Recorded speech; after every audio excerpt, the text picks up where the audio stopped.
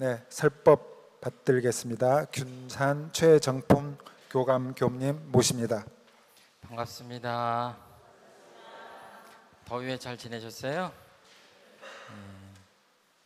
오늘 이 소중한 법회 시간을 통해서 우리 공부에 진전이 있기를 간절히 염원하면서 몇 말씀 드리도록 하겠습니다. 제가 매월 초에 그 단회가 있는 날은 주로 큰 틀에서 상시훈련에 대한 말씀을 드리려고 해요. 예전에 경산 종법사님께서 어떤 표현을 쓰셨냐면 신앙훈련이라는 표현을 하셨어요. 그런 말씀 좀 낯설죠? 신앙도 훈련인가? 신앙을 훈련해야 된다 하는 말씀을 법문을 해주신 적이 있거든요. 제가 오늘 신앙훈련으로 이 법회를 시작하려고 합니다.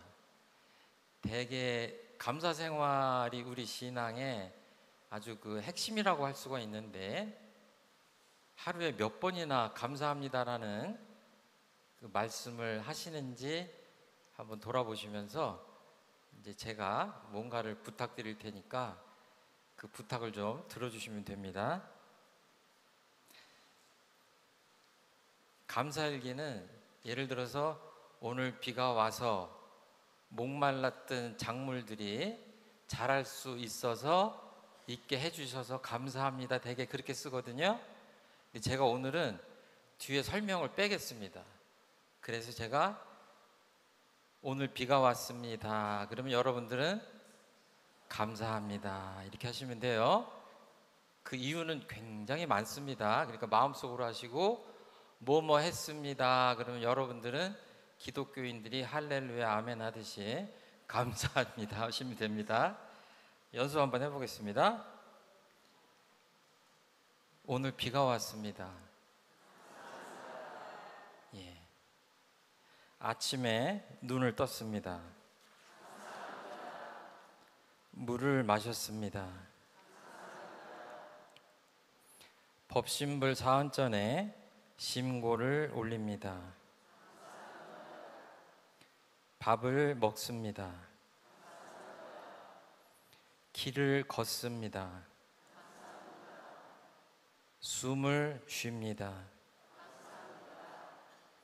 가로수를 봅니다. 지하철을 탑니다. 법신불 이론상을 마주합니다. 경종 소리를 듣습니다. 반가운 법연들을 만납니다.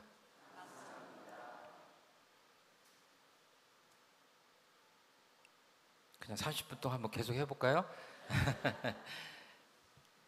신앙 또는 감사생활 이런 것들 너무 어렵게 생각하지 마시고 주문처럼 이 감사합니다라는 말씀을 아끼지 마셨으면 좋겠어요. 그래서 제가 이 프로그램을 할 때는 감사합니다가 행복 주문이다 이런 표현을 자주 합니다. 저는 틈틈이 일과 중에도 법신불 사은님 감사합니다라는 주문을 자주 외우고 길을 가면서도 잡념이 들 때는 그냥 제 발걸음에 맞춰서 감사합니다, 감사합니다 염불하듯이 그렇게 합니다. 그렇게 한번 해보셨으면 좋겠어요. 불행은 원망과 함께 찾아옵니다. 반대로 행복은 감사할 때 찾아옵니다. 그냥 찾아오는 게 아니라 반드시 찾아옵니다. 감사합니다라고 얘기하면서 불행한 사람은 없어요. 언젠가 말씀드렸는지 모르겠는데 제가 개척교회 할 때 우체부 아저씨가 입교를 하셨는데 엘리베이터가 없는 5층 건물을 올라갈 때마다 그렇게 원망스러웠대요.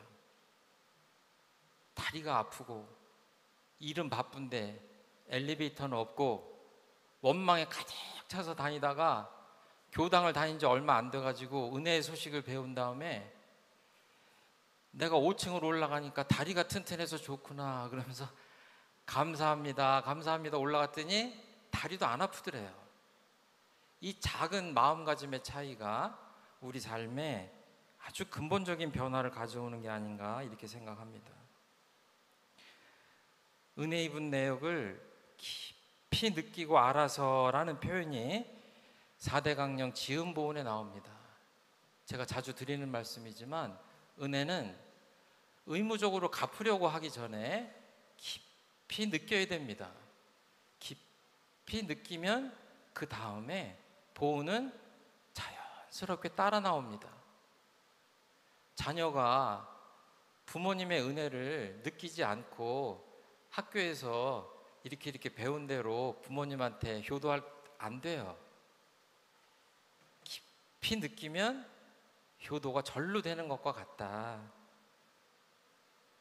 말로 할 수 없는 이 무량한 은혜를 깊이 느끼지 않으면 우리는 신앙문에 제대로 들어갔다고 하기 힘든 것 아닌가 이런 생각을 합니다. 저는 시간이 나면 그림을 좀 그려보고 싶은데 교무를 하니까 그렇게 그림 그릴 시간은 없는 것 같아요. 그런데 이렇게 다큐멘터리 같은 걸 보다가 고흐라고 하는 유명한 화가 있죠. 그 사람의 그 일대기를 이렇게 소개하는 거를 보면서 정말 가슴이 뭉클한 적이 있습니다. 지금은 그분의 작품이 값을 매길 수 없을 정도로 그렇게 비싼 작품이지만 고흐가 살아생전에 그릴 때는 찢어지게 가난해서 마음 놓고 물감을 살 돈도 없었다고 합니다. 죽어가는 순간까지 작품이 제대로 팔리지 않았대요. 제가 그 이야기를 들으면서 그런 생각을 했습니다. 왜 그렇게 찢어지게 가난하고 고통스러운 삶 속에서도 그림을 그리지 않을 수 없었을까? 제가 그 사람의 마음속에 들어갔다 나온 것은 아니지만 제 식으로 표현하자면 이 세상의 아름다움이 그리지 않고는 배길 수 없기 때문에 붓을 놓을 수 없었던 것 아닌가 그렇게 생각합니다. 수많은 부처님들과 성자님들이 엄청난 고난과 핍박을 받으면서 사랑과 자비와 은혜를 말씀하시다가 고생스럽게 평생을 마감하신 이유는 무엇입니까? 이 세상이 자비로 가득 차 있고 이 세상이 사랑으로 가득 차 있고 우주 만물이 다 은혜라고 하는 소식을 뼈저리게 느끼셨기 때문에 만사를 제쳐두고 그 소식들을 마치 화가가 그림을 그리지 않을 수 없었던 것처럼 그 소식을 우리들한테 전해준 게 아닌가 저는 그렇게 생각합니다. 그래서 이거는 그냥 머리로 하는 것이 아니라 신앙은 매 순간 이 무량한 은혜를 느끼지 않으면 이 텅 비어 있고 늘 열려 있는 신앙문이지만 이 안에 들어가기가 쉽지가 않다. 그래서 작은 것에도 감사하는 그런 일상으로 우리가 생활해야 되지 않을까 이렇게 생각합니다. 제가 빵이 2개가 있는데요. 2사람한테 주려고 하는데 한 사람은 그냥 멀뚱멀뚱하고 앉아있고 한 사람은 저 빵을 먹어야 내가 허기를 메울 텐데 하고 간절한 눈빛으로 저를 바라보면 제가 누구한테 먼저 빵을 주겠어요? 예.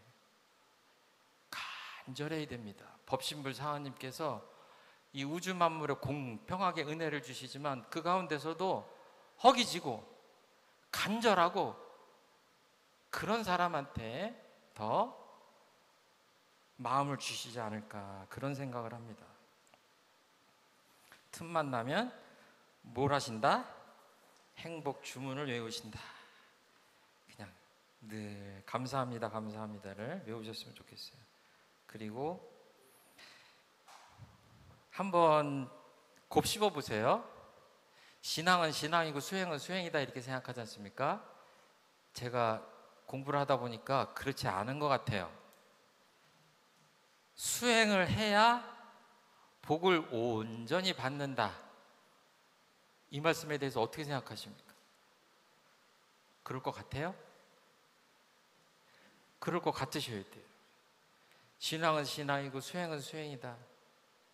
이 기도비를 많이 내고 또 뭔가 희사를 하고 그러면 복을 많이 받고, 수행은 또 따로 있고 그렇지 않은 것 같아요.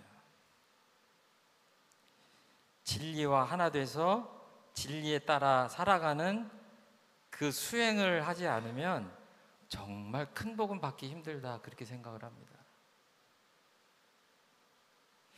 말 한마디로 천냥빚을 갚는다는 얘기가 있죠.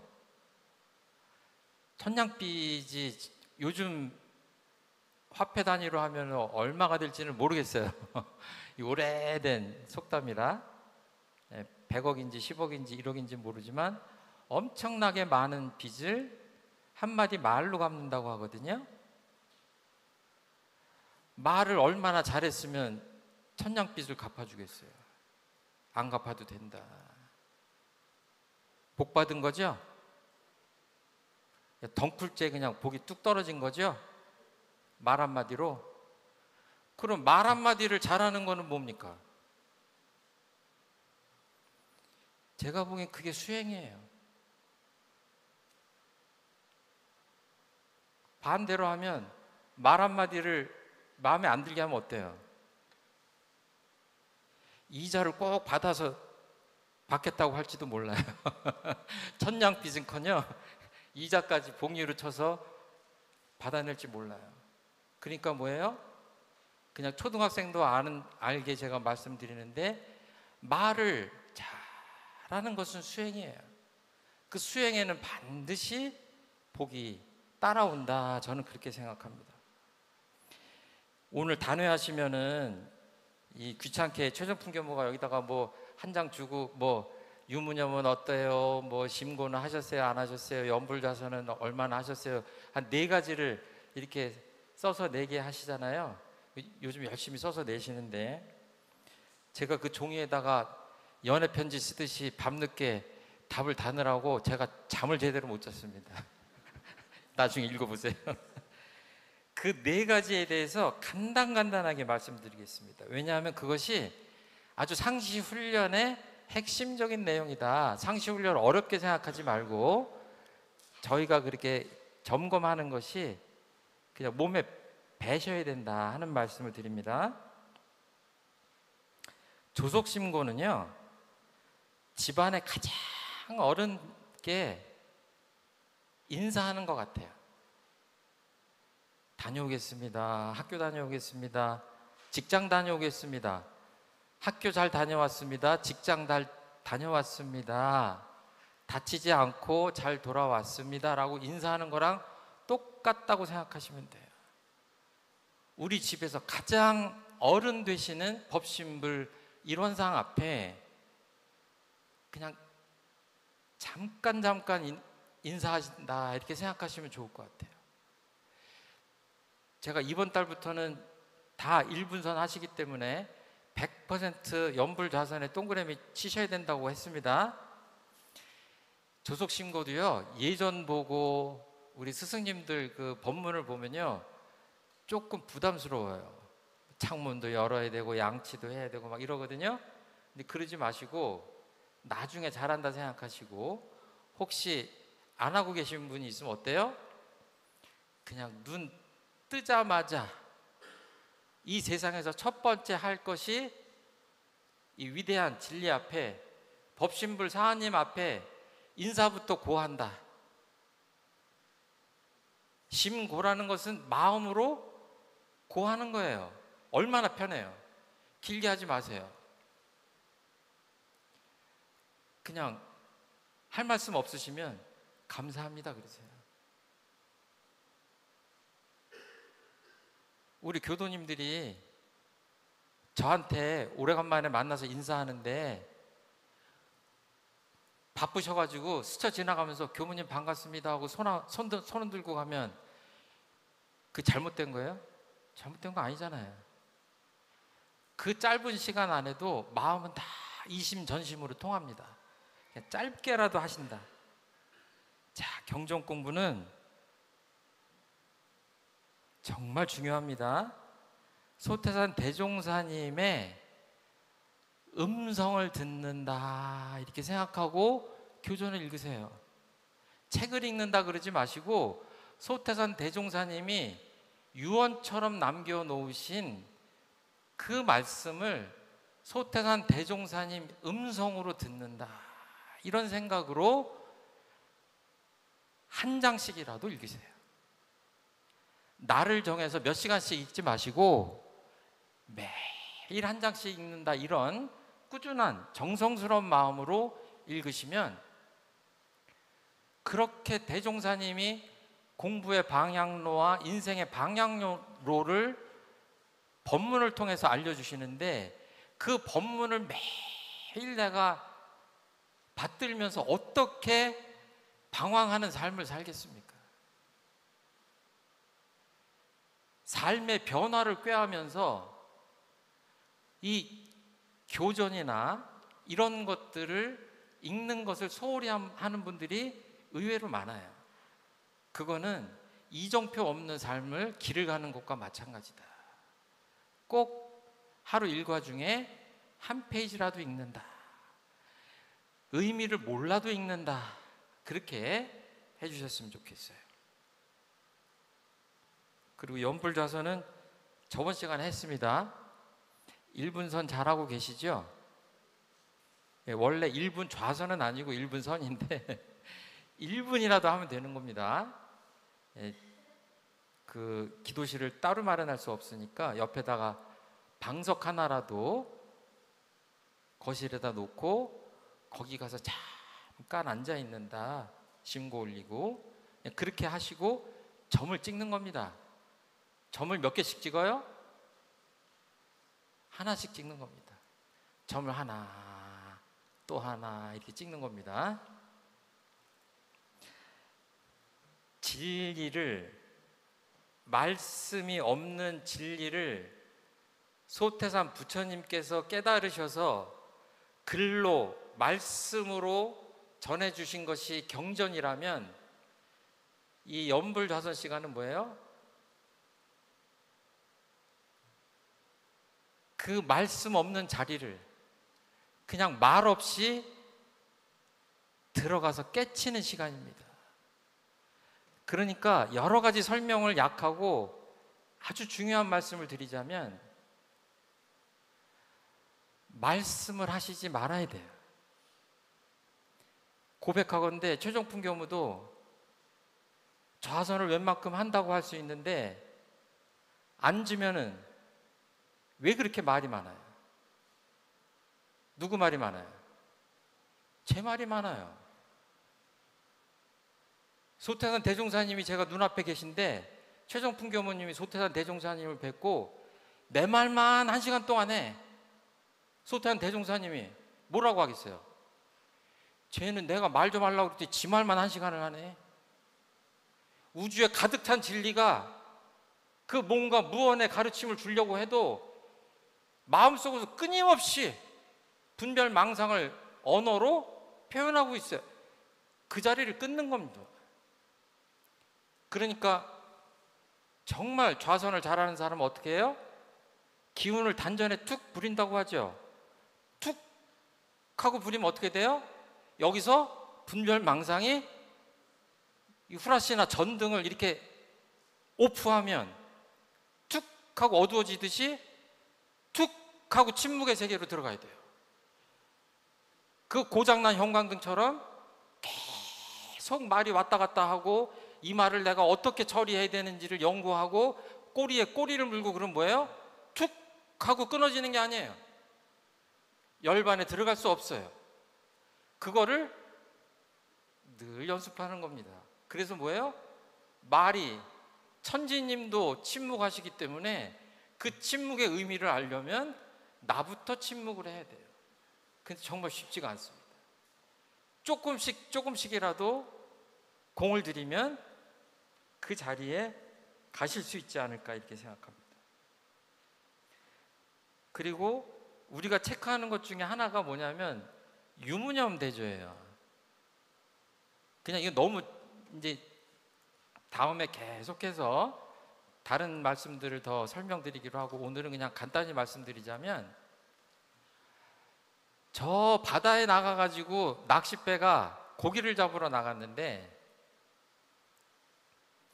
그물도 안 치고 낚싯줄도 들이우지 않고 몇 날 며칠을 헤매고 다니는 것과 같아요. 걸리는 게 없어요. 유무념 공부를 안 하면요, 이 천만 경계 속에서, 천만 은혜 속에서 살면서 걸리는 게 없어요. 그러니까 돌아올 때, 항구에 돌아올 때 어떻게 해야 돼? 그 배가 돌아옵니까? 빈 배로 돌아와요. 그물을 던지든지 낚시 바늘을 던져야 고기를 잡을 수가 있죠. 그렇죠? 어떤 그 프로 같은 걸 보면은 큰 고기를 낚아 올리는데 신기하게도 눈에 보이지도 않는 얇은 낚싯줄 하나로 그 큰 고기를 건져 올려요. 그 고기가 좀 고통스러운 게 느껴져서 예화를 좀 잘못 든 것 같긴 한데 그 해석은 잘 하십시오.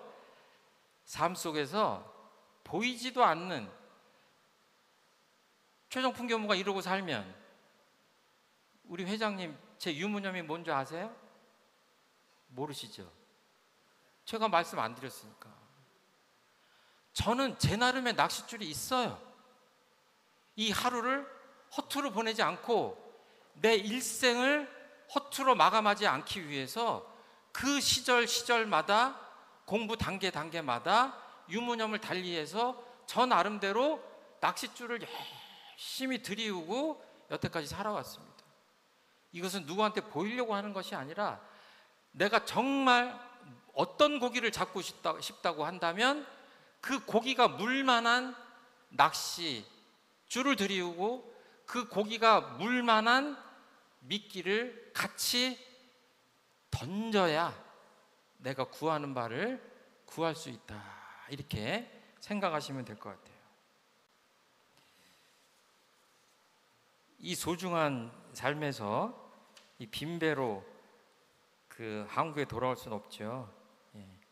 꼭 유무념은 잘 정하시고, 이왕이면 유무념 공부하시다가 잘 안 되시면 어떤 시간이라도 제가 낼 테니까 저에게 전화를 하셔도 되고 찾아오셔도 됩니다. 유무념 공부는 정말 중요하고, 앞에서 말씀드린 그 세 가지 그런 공부도 뭐예요? 다른 공부도 다 뭐예요? 첫 번째, 유념하지 않으면 공부할 수 없어요. 그러니까 편안하게 아무것도 하지 않는 것 같지만 마음속에 유무념이 살아서 숨쉬어야 공부에 진전이 있다. 제가 1분선을 말씀드리니까 어떤 분들이, 우리 교도님 말고 어떤 분들이 야, 너무 짧게, 너무 가볍게 얘기하는 거 아니냐, 이런 얘기들을 해요.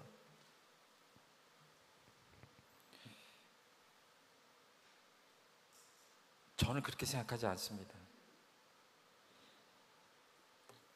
1분이면요, 좀 표현이 거칠지만 제가 벼락을 맞아서 12번은 죽었다 깰 수 있는 시간이라고 생각해요. 정말 벼락이 아니라 진리를 깨달아서 벼락같이 그 깨닫는 시간으로도 충분하다고 생각하고, 더 짧게 얘기하면 정말 힘있게 1초를 멈추면 살인도 면할 수 있다고 생각합니다. 3년을 계획했던 이혼을 하지 않을 수 있는 시간이 1초라고 생각합니다. 수십 년을 좌선을 했지만 그 좌선의 공덕을 발현하는 시간은 결국은 찰나예요. 마음을 바라거나 바라지 않는 것은 찰나입니다. 그 1초라는 것을 소홀히 하지 않을 때 그 사람이 정말 선에 대해서 눈치를 챈 사람이 아닌가, 저는 그렇게 생각합니다. 양보할 수 없는 시간이다, 그렇게 생각을 합니다. 수학적으로 그런 걸 배웠던 것 같아요. 점은 위치는 있으되 그 면적이 없다라고 수학 선생님이 알려주신 것 같아요. 그런데 앞뒤가 안 맞아요. 그 점들이 모여가지고 뭐가 되죠? 수학 선생님이 선이 되고, 선이 모여서 면이 되고, 면이 모여서 입체가 되고, 수학 선생님은 거기까지 얘기했지만 조금 더 얘기한다면 그 점들이 모여서 우주가 되는 거 아닙니까? 그 수학 선생님이 반야심경을 얘기하셨나 봐요. 그때 못 알아들었어요. 그렇잖아요. 1초는 눈 깜빡할 새인데 그 1초들이 모여서 우리 삶이 되잖아요. 영원함이라는 것도 1초가 없으면 안 되잖아요. 그러니까 제가 그냥 이렇게 조금씩 조금씩 점 하나 찍듯이 이렇게 수행을 하시자고 하는 것을 좀 마음에 담아주셨으면 좋겠다, 이런 생각을 합니다. 수없이 점을 찍어서 정말 멋진 그림을 그리는 사람들이 있어요. 근데 두 사람이 똑같이 도화지를 펴고 점을 찍는데 처음에는 차이가 없습니다. 근데 시간이 가면 어때요? 아무 생각 없이 무념으로 찍은 사람은 그냥 점들이 모여 있는 거고, 어떤 서원과 방향과 마음속에 표현하고 싶은 아름다움을 가지고 그림을 그리고 싶어서 찍는 사람은 어때요? 시간이 가면 갈수록 거기서 뭔가 아름다운 그림이 나타납니다. 그 사람한테 물어보세요. 그 점 하나를 어떻게 찍었는지. 그냥 허투루 찍었겠습니까? 절대로 점 하나도 허투루 찍지 않기 때문에 그 점들이 모여서 위대한 그림이 탄생하잖아요. 그렇죠? 저희들이 공부하는 거는 1초, 2초, 1분, 2분이라는 그 자투리 같은 짧은 시간에 간절한 마음으로 수행을 할 때 대종사님이 말씀하시는 상시 훈련에 좀 다가갈 수 있는 게 아닌가, 이렇게 생각을 합니다. 이소성대는 천리의 원칙이라고 하는 말씀 새기면서 점 하나하나 잘 찍으시기 바랍니다. 감사합니다.